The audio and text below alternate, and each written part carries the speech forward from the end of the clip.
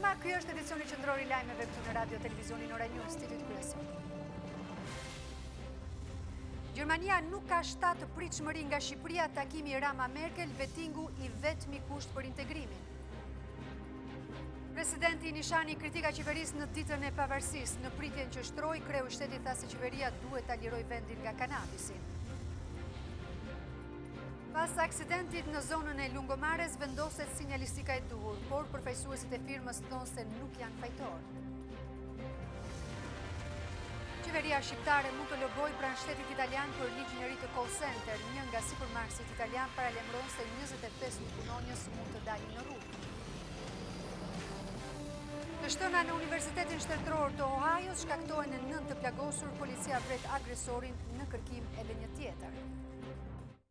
Kushti I vetëm për hapjen e negociatave të Shqipërisë me Bashkimin Evropian është zbatimi I ligjit të vettingut. Burime pranë kryeministrisë thanë për Ora News se nuk ka shtatë pritshmëri të Gjermanisë për Shqipërinë, ashtu siç pretendonte deputeti I CDU Günther Krischbaum. Në konferencën e përbashkët, kancelarja Merkel theksoi se progresi I mëtejshëm I 5 prioriteteve kyçe është I rëndësishëm për avancimin e Shqipërisë në procesin e antarësimit në Bashkimin Evropian.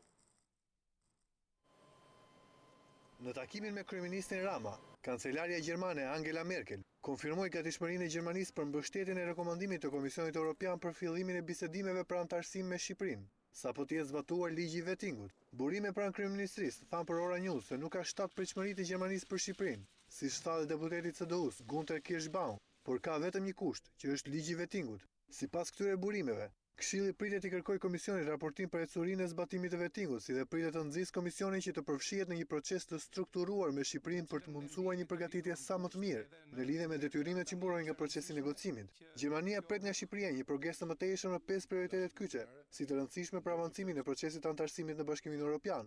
Këtë e konfirmoi dhe kryeministri Rama gjatë konferencës së përbashkët me kancelaren Merkel, e cila theksoi 5 prioritetet, por gjithashtu përmendi edhe zgjedhjet si një test. Ju ma bët shumë të qartë që për të bërë një vend antar I Bashkimit Evropian, ne kemi gjithë mbështetjen tuaj, po na duhet me patjetër reforma drejtësi. Sot ne kemi në kartën tonë kushtetuese të kryer këtë detyrë. Por është vetëm një detyrë e kryer në letër, sepse tani është koha për ta implementuar.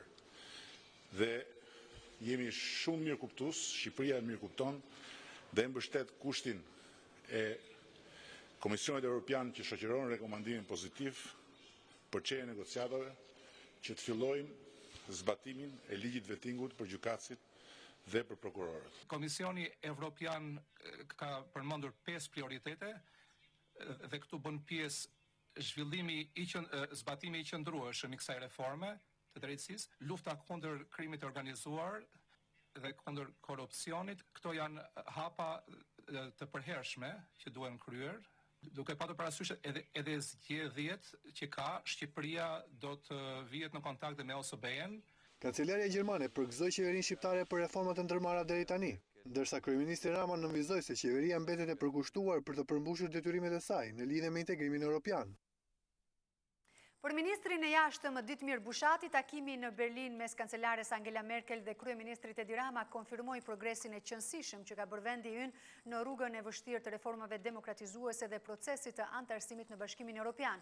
Në një status në Facebook, ministri Bushati shkruan se zbatimi menjëhershëm I ligjit të vettingut mbetet thelbësor për ulje në tryezën e bisedimeve, ndërkohë që puna e nisur me përmbushjen e 5 prioriteteve kyçe dhe prirja pozitive e 3 viteve të fundit konfirmuar në vlerësimet e Komisionit Evropian duhet të vijojnë me ritëm të pandërprer. Sipas kreut të diplomacisë shqiptare, përkodotjet e qartë, ecuria, metodologjia, kriteret, pritshmëritë dhe kushtëzimet demokratike të këtij procesi, përfshirë dhe Partinë Demokratike, e cila sipas ministrit mund të dëshmojë mbështetjen me kontributin për këtë proces përmes veprimesh konkrete e jo fjalësh boshe. Sipas ministrit, PSD mund të tregojë gjithashtu këtë duke ndaluar flet trufet që ushqejnë lloj-lloj të pavërtetash nëpër kryeqytetet kryesore të Europës, duke zhbllokuar ligjin e vettingut. Ky moment, sipas ministrit Bushati, është gjithashtu test për pjekurinë tonë politike. Ta gëzojmë Shqipërinë dhe pavarësinë. Ishte ky urimi I presidentit Bujar Nishani në fjalën e rastit për ditën e pavarësisë, ku theksoi se 2 sfidat që ka Shqipëria për vitin e ardhshëm janë organizimi I zgjedhjeve të lira e të ndershme dhe pastrimi nga kanabisi. Në pritjen e kreut të shtetit, I vetmi përfaqësuesi I shtetit ishte kreu I kuvendit Ilir Meta. Dy sfidat që Shqipëria ka për vitin e ardhshëm janë organizimi i zgjedhjeve të lira dhe të ndershme dhe pastrimi nga kanabisi. Kështu u shpreh presidenti Bujar Nishani në pritjen e organizuar për festën e Pavarësisë, kur i përsëriti faktin se Shqipëria ende nuk ka arritur të shkëputet nga komunizmi dhe kujtimet e mbretit Zog. Periudha në vijim është një periudhë me dy prioritete të mëdha. Zgjedhjet e lira e të ndershme që do të zhvillohen në qershorin e ardhshëm dhe lirimi i vendit nga kanabisi. Kjo murtaj që rrezikon të sotmen dhe të nesërmen. Ne dhe fëmijët tanë. Hapjen e negociatave për antarësimin e Shqipërisë në Bashkimin Evropian, Nishani e quajti hap të rëndësishëm, por që arrihet përmes reformave të thella dhe të dhimbshme. Hapja sa më parë e negociatave të antarësimit në Bashkimin Evropian do të jetë hapi tjetër cilësor që do të na çelë derën për të ecur në udhën e gjatë të reformave edhe më thella, e ndoshta më të dhimbshme, por të domosdoshme për të bërë pjesë e familjes evropiane. Në këtë rast, presidenti Nishani konstaton se pavarësisht progresit, ende nuk kemi shkuar aty ku duhet. Në 26 vjet ne kemi shënuar përparim të madh, duke patur parasysh pikën e nisjes sonë. Por nuk kemi mbritur ende aty ku dëshirojmë, aty ku mundemi dhe kemi vullnet. Pengesa subjektive, të cilat shpeshherë i krijojmë edhe vetë, na zën rrugën ndonjëherë. Në fjalën e rastit, presidenti Bujar Nishani i bëri apel strukturave shtetërore të gjejnë rrugët për të shpallur të pafajshëm të dënuarit në kohën e regjimit komunist. Dhe Shqipërinë. Faleminderit. Gëzuar. Krye parlamentari Ilir Meta zgjodhi qytetin e Shkodrës për të përcjellur urimet për festat e nëntorit. Në fjalën e tij pas takimit me veteranët, Meta foli edhe për integrimin e Shqipërisë, ndërsa u shpreh optimist për një rekomandim pozitiv edhe për çeljen e negociatave edhe nga Këshilli Evropian. Për Metën ka ardhur koha që politika të bashkëpunojë më shumë në mënyrë që të ndihmojë vendin në aspiratat evropiane. Kryetari i Kuvendit Ilir Meta nga Shkodra përcolli urimet për 104 vjetorin e pavarësisë. Për kryeparlamentarin, festat e nëntorit janë kuptim plot dhe përcjellin mesazhin e fortë të bashkëpunimit.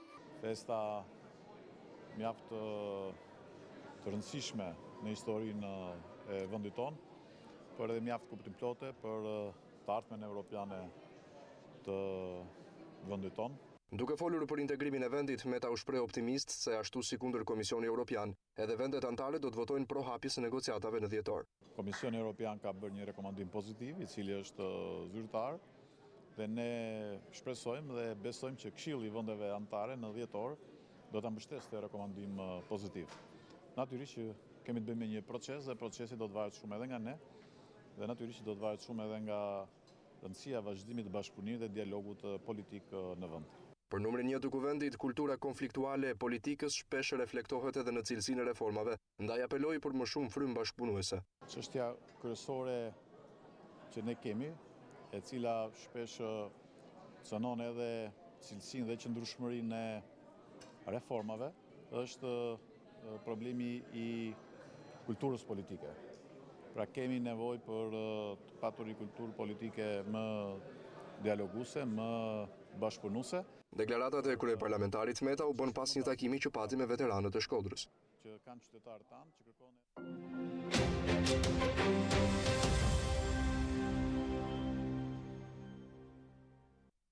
Shqipëria festoi sot 104 vjetorin e pavarësisë. Në Vlorë, ceremonia zyrtare për këtë përvjetor ka bërë bashkë presidentin Bujar Nishani dhe ministrin e mbrojtjes Mimi Kodeli. Pjesëmarrja e qytetarëve ishte e vakët edhe për shkak të rreshjeve të shiut. Ndërkaq kryeministri Rama që ndodhet në Berlin uroi shqiptarët përmes Facebook. Në Vlorë, aty ku 104 vjet më parë u ngrit flamuri kuqezi, është përkujtuar në një ceremoni zyrtare dita e pavarësisë, ndërsa rreshjet e shiut nuk u ndalën për asnjë çast.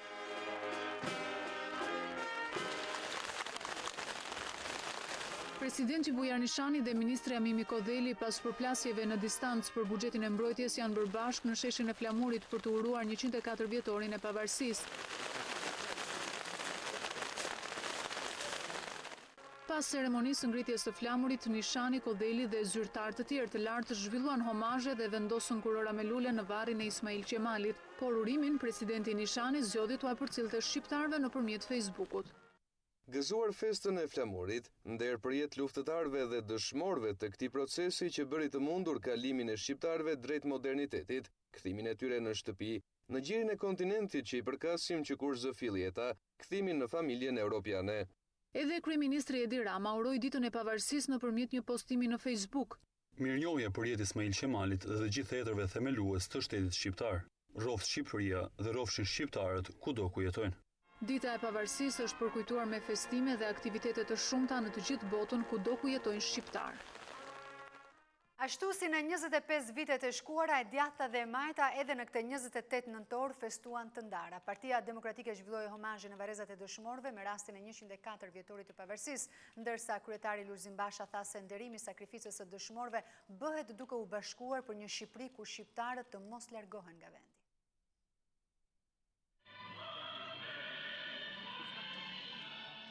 Një 28 nëntori, ashtu si në 25 vitet e shkuara, e gjeti sërish të djathën dhe të majtën të ndarë. Partia Demokratike, e kryesuar nga Lulzim Basha, zhvilloi homazhe dhe vendosi kurora me lule tek varrezat e dëshmorëve në kujtim të veprës së tyre për liri.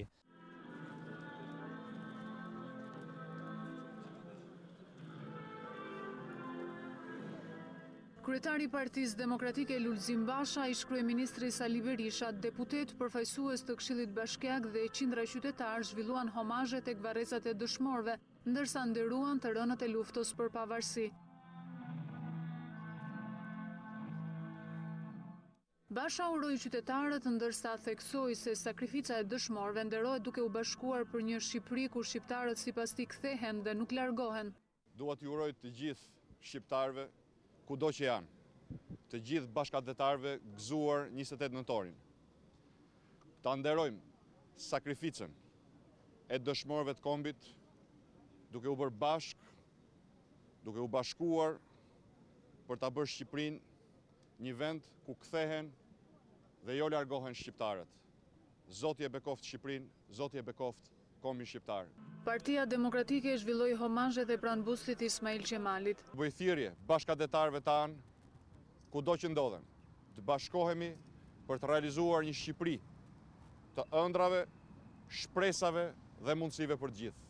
Kurora me lule, kryetari i Partisë Demokratike Lulzim Basha vendosi edhe pranë bustit të komandantit legjendar Adem Jashari, sa tha se heronjtë që vendosin sakrificën në altarin e lirisë dhe pavarësisë nuk vdesin kurrë në zemrat e një kombi mirënjohës.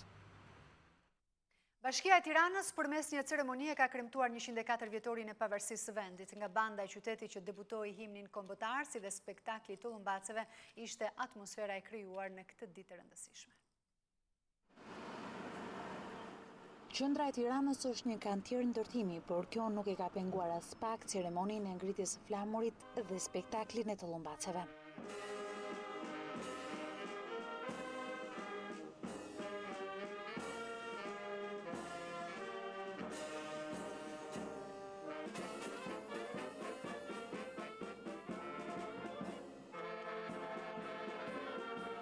Kryeqyteti dhe gjithë Shqipëria feston 104 vjetorin e pavarësisë. Mesazhi kryebashkiakut Erion Veliaj është për më shumë punë, më pak fjalë, për të realizuar projektet më të rëndësishme të qytetit, siç është ai Sheshit Skënderbej, që viti i ardhshëm do ta gjejë projektin e përfunduar. Për ne të Bashkisë Tiranës, akti më i madh patriotik që mund të bëjmë është që të lëmë fjalët, të hapim më shumë kantiere si ky, të fokusohemi tek puna dhe ta modernizojmë qytetin tonë, që është kryeqyteti i të gjithë shqiptarëve. Kjo është ndoshta hera e parë dhe e fundit që ceremonia e ngritjes flamurit ndodh në një kantier. Vitin tjetër nuk do të jetë me një kantier, do të jetë sheshi i përfunduar Skënderbej, siç e shikoni, po eci me ritme të jashtëzakonshme. Kemi filluar porosit, pllaka dhe drur dhe pemë dhe bim që përfaqësojnë të gjitha trevat shqiptare për të siguruar që nëntorin tjetër ne ta festojmë në një shesh që do të jetë sheshi më i bukur i trevave tona, ndoshta edhe më i bukur në rajon. 15.000 tullumbace me ngjyrë të kuqe dhe të zezë u lëshuan në hapësirë duke krijuar një spektakël, sidomos për fëmijët e vegjël që i gëzojnë më shumë festat. Në 104 vjetorin e pavarësisë së vendit, atmosfera festive u përqendrua në qendër të qytetit për shkak të aktiviteteve të organizuara nga Bashkia e Tiranës. Më e vakët dukej pjesa më e madhe e qytetit, ku edhe të pakët ishin qytetarët që kishin vendosur flamuj në balkonet e shtëpive të tyre. Tirana 28 nëntorit ishte e shqiptarëve nga gjithë hapësira shqipfolse. Bashkia e Kryeqytetit me aktivitetet e saj u kujdes që atmosferën festive për ditën e pavarësisë ta përçojë tek çdo shqiptar. Ndërkohë familjet e Kryeqytetit përnder të 104 vjetorit nuk është se e vazhduan më traditën. Shkupi nga Ilirida, i në artë edhe për festime, se këtu në Tiranë. Kjo është një gëzim edhe shumë i madh. Kjo një gëzim i madh edhe madhështor, që nuk përshkruhet në historinë shqiptare. Çfarë është sot? Sot është dita kombëtare e Shqipërisë. Kam veshur bluzën me shqiponjë edhe kam marrë një flamur. Si të duk atmosfera? Shumë e bukur. Çfarë ditë është sot? Dita e flamurit. Si të duk atmosfera në Tiranë?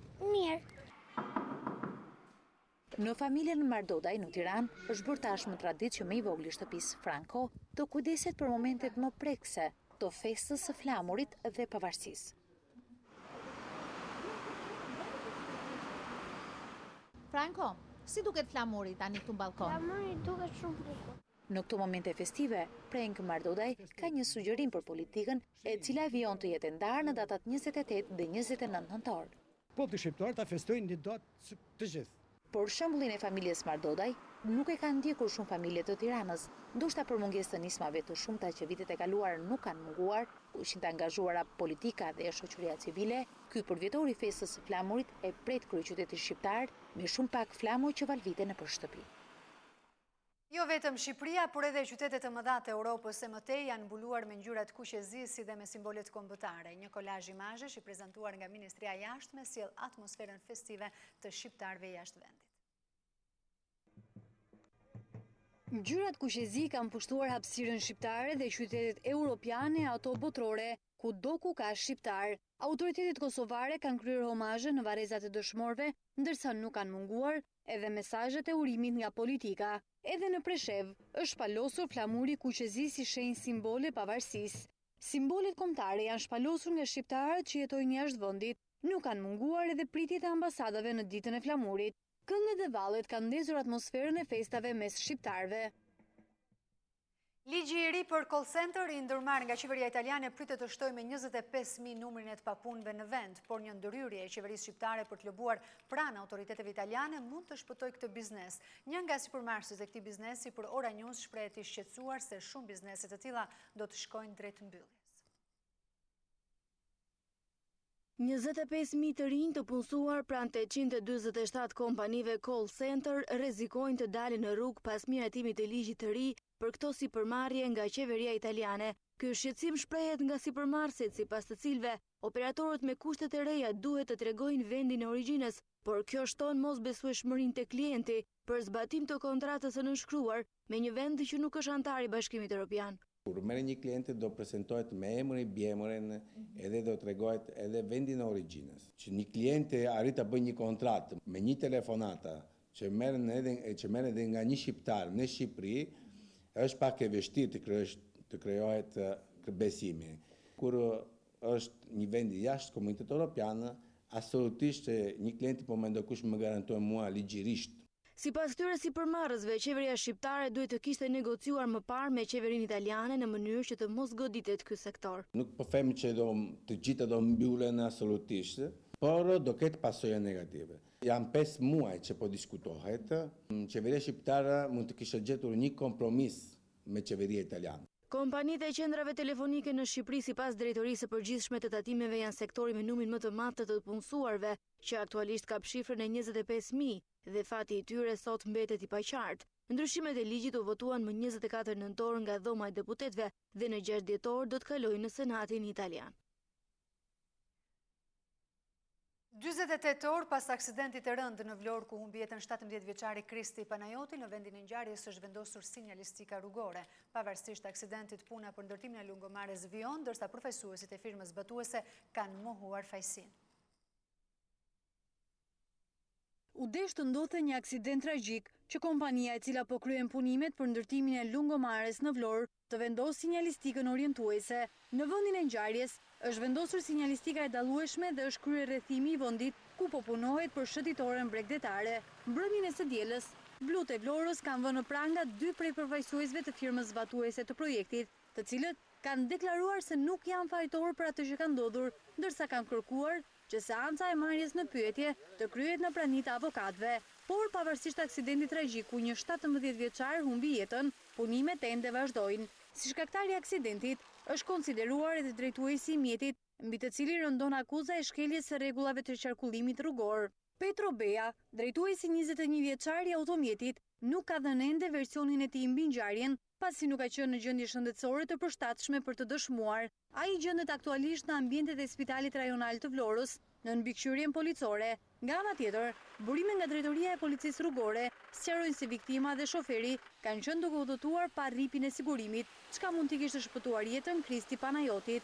Veprimet e mëtejshme hetimore është duke i ndjekur prokuroria, e cila do të riinspektojë vendin e ngjarjes për të përcaktuar edhe shpejtësinë e automjetit dhe kushtet teknike të tij. Vetëm gjatë fundjavës, policia rrugore e kryeqytetit ka prangosur 19 shoferë të cilët kanë konsumuar alkool jashtë limitit të përcaktuar, ndërkohë për 24 të tjerë janë pezulluar lejet e drejtimit. Edhe kjo fundjavë ka gjetur policinë rrugore në aksion për parandalimin e ngjarjeve tragjike në rrugë si pasojë e aksidenteve rrugore. Po pavarësisht masave të shtuara, policia, drejtuesit e mjeteve vijojnë të lëvizin në gjendje të alkoolizuar, duke u kthyer në një rrezik për veten dhe të tjerët. Jenë kushtet e pezullimit të drejtimit. Atëherë në bashkëpunët rrugor që do ta parkosh mjetin diku sa të qetësoj. Pas kontrollit të ushtruar, efektivët e rrugorës vetëm në kryeqytet kanë vënë në pranga 19 persona, ndërsa 24 të tjerë janë marrë masa administrative. Të pezullohet leja drejtimit, sepse ke kaluar normat e përcaktuara në ligj. Ke 021 farë në 023. Të arrestuarit janë të grup moshave të ndryshme, por sipas drejtuesve të policisë, dominojnë moshat e reja. Masa për parandalimin e aksidenteve janë marrë në të gjitha qarqet e vendit, po pavarësisht kësaj numri të aksidentuarve vijon të mbetet i lartë, duke e krahasuar madje me një bilans lufte.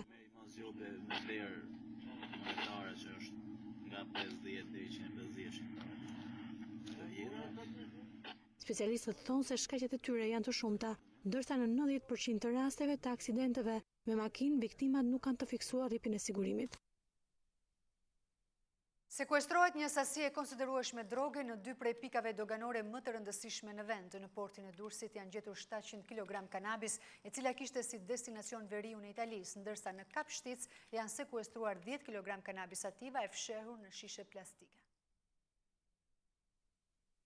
Sekuestrohen 700 kg kanabis sativa në portin e Durrësit, e cila kishte si destinacion Italin. Lënda narkotike po transportoi përtej kufirit me anë të një kamionçine të ngarkuar me konfeksione. Droga është pikasur vetëm gjatë skanimit në vijën e 2 të kontrollit në portin e Durrësit. Policia ka ndaluar drejtuesin e automjetit dhe e ka liruar disa orë pas marrjes në pyetje, ndërsa ka shpallur në kërkim pronarin e firmës, së cilës i përkisnin materialet që po transportoheshin drejt Italis. Mësohet se pronari i firmës nuk është arritur që të ndalohet, pasi ndodhej në Itali ku po priste që të mbërrinin materialet e nisura nga Shqipëria. Drejtuesi i kamionçinës ka deklaruar se si shoferi i kompanisë ku punon kishte si detyrë vetëm të kryente transportin e konfeksioneve, por nuk kishte dieni për prezencën e lëndës narkotike në mjetin që drejtonte. Policia e Durrësit sekuestroi 497 pako, me peshë totale 700 kg. Hetimet për këtë rast të trafikut ndërkombëtar të lëndës narkotike të mbetur në tentativë i kanë kaluar prokurorisë së krimeve të rënda dhe pritet që të zbulohen bashkëpunëtorët, porositësit dhe organizatorët e këtij rrjeti të trafikut. Ndërkohë në Kapshtic janë sekuestruar 10 kg drogë e fshehur në 34 shishe plastike. Shërbimet e policisë kufitare kanë përdorur kamerën fibroskop në automjetin e shtetasit Dorian Braho, 38 vjeç, për të zbuluar drogën.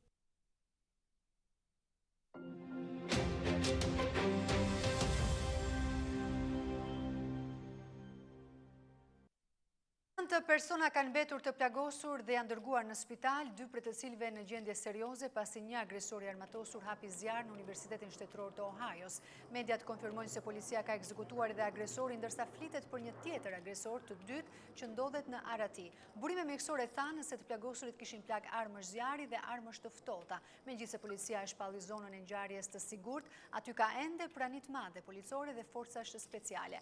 Pak minuta pas nisjes së sulmit, shkolla e dërgoi studentëve mesazhe në zakonshëm të alarmit, por më pas policia bëri thirrje sa ata të dalin nga vendet ku janë fshehur. Aktualisht, kampi universitar i Ohajos ka mbi 65.000 studentë që vijnë nga e gjithë Amerika.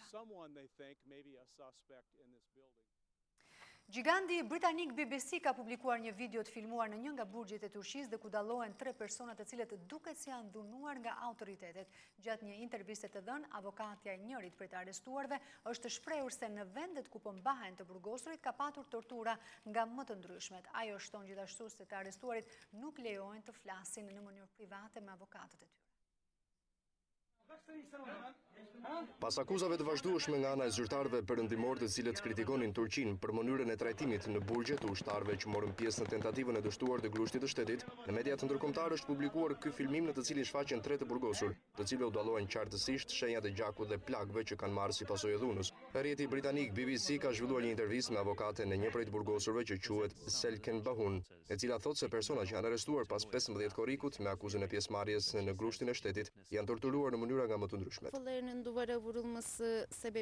Ata kishin dëmtime në kokë për shkak të përplasjeve pas murit, kocka të thyera nga rrahjet, prerje në kyçe dhe djegje në këmbë. Ka edhe raste të tjera si këto që përmenda. Më duhet ta pranoj se tentativa për grusht shteti ishte jashtëligjshme, por edhe kjo nuk është diçka e ligjshme. Turës ka edhe mjaft shkelje të tjera, teksa përmend pamundësinë e saj për të folur në mënyrë private me klientin e saj. Aksioni ndërmarrë nga qeveria turke është një prej më të mëdhejve që janë ndërmarrë në historinë e saj moderne. Shifrat deri më tani flasin për më shumë se 125.000 persona të shkarkuar nga detyra. Këtu futen gjykatës, mësues, pedagog, rektor, policë të tjerë. Gjithashtu 40.000 persona, kryesisht anëtar të personelit ushtarak, kanë përfunduar në burgje, ku presin dënimin për tentativën e grushtit të shtetit. Zyrtarët perëndimor kanë kërkuar që në këtë aksion të respektohet parimi i sundimit të ligjit.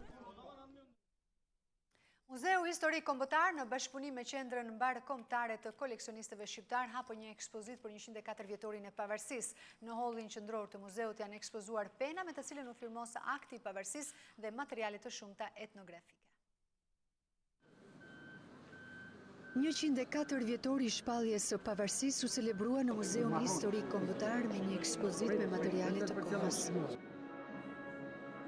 Pena origjinale e Ismail Qemalit, me të cilën u nënshkrua akti i pavarësisë dhe letra e përfaqësimit që Primo Bianchi i dërgonte Dom Nikol Kaçorit, janë 2 prej objekteve që japin vlera ekspozitës. Pra pena me cilën është firmosur akti i pavarësisë ka qenë pronë e Ismail Qemalit. Tu kemi 2 momente, është një letër përfaqësimi që Primo Bianchi ja dërgon nga Delbenisti me datën 19 nëntor, ja dërgon Dom Nikol Kaçorit në Durrës, ku i jep përfaqësimin për të marrë pjesë në kuvendin e Vlorës. Flamuj kombëtar, periodik, materiale etnografike me simbole kombëtare, fotografi dhe libra të kohës, të cilat koleksionisti Shpëtim Sala kishte premtuar se do t'i ekspozonte në muzeun e parë privat, por pengesë është bërë vonesa në certifikimin e objekteve. Dhe presim konfirmimin e kësaj pjese dhe më vonë do të çojmë dhe pjesën tjetër. Në pritje të lejes për t'i hapur derën muzeut të parë privat të Flamurit, koleksionisti Sala e ka hapur atë online në ditën e Flamurit. Muzeu i Forcave të Armatosura ka hapur 2 herë me rastin e festave kombëtare. Interesi i qytetarëve duket i lartë për të parë të gjitha armët që shqiptarët kanë përdorur ndër shekuj për të mbrojtur atë dheun e tyre. Janë armët që shqiptarët kanë përdorur ndër shekuj dhe kanë gjetur shtëpi në Muzeun e Forcave të Armatosura, i cili ka hapur 2 herë me rastin e festave kombëtare. Më të vjetrat të kthen pas në mesjet, ndërsa ekspozita mbyllet në vitet 1990. Për t'i pasqyruar të gjitha, muzeu është i ndarë në 2 periudha dhe 2 pavione, brenda armët e lehta dhe jashtë artilleria e rëndë.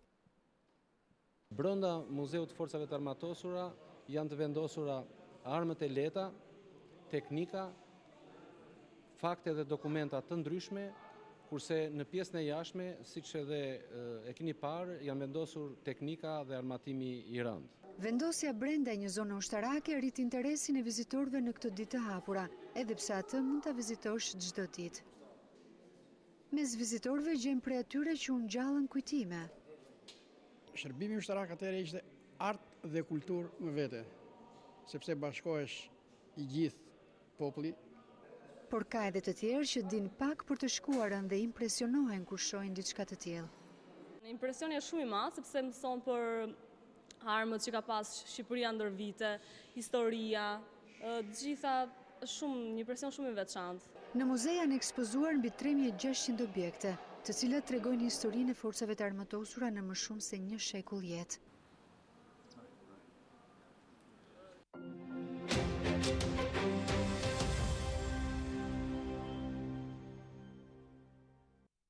Nga çdo cep i botës, lojtarët e kombëtares kanë uruar Shqipërinë dhe shqiptarët me rastin e 104 vjetorit të pavarësisë. Lumurimesh nga futbollistët e kombëtarës shqiptare të futbollit për 104 vjetorin e shpalljes së pavarësisë së Shqipërisë. Përmes rrjeteve sociale djemt e art, treguan krenarinë kombëtare në një ditë komplet veçantë. Lojtarët aktual të kombëtares, por dhe ish kapiteni Lori Kcana, kanë uruar shqiptarët, por me ta ka qenë dhe lojtari i Arsenalit, Granit Xhaka. Gëzuar Shqipëria ime, shkruan Andi Lila, ndërkohë që Odise Roshi uron për pavarësinë gjithë shqiptarët. Më tej Armando Sadiku poston një foto me flamuri kombëtar, ndërkohë Jamir Hyka ka gjetur vargjet e poetit Naim Frashëri. Ti Shqipëri më jep nder, më jep emrin shqiptar. Dhe me ta është dhe Lori Kcana, por në një foto pa koment, një foto që flet shumë. Duket se në këtë mozaik urimesh, më i veçanti ka qenë urimi i Mërgim Mavret. Ai ka punuar shumë me një foto. Në fakt, ka qenë fotomontazh, një takim i improvizuar me historinë. Ja ku është me Ismail Qemalin, duke zëvendësuar Isa Boletinin. Këto ishin disa nga postimet e botës futbollit. Ndërkohë, po i bashkangjisim dhe urimet e Ora News, gëzuar ditën e flamurit.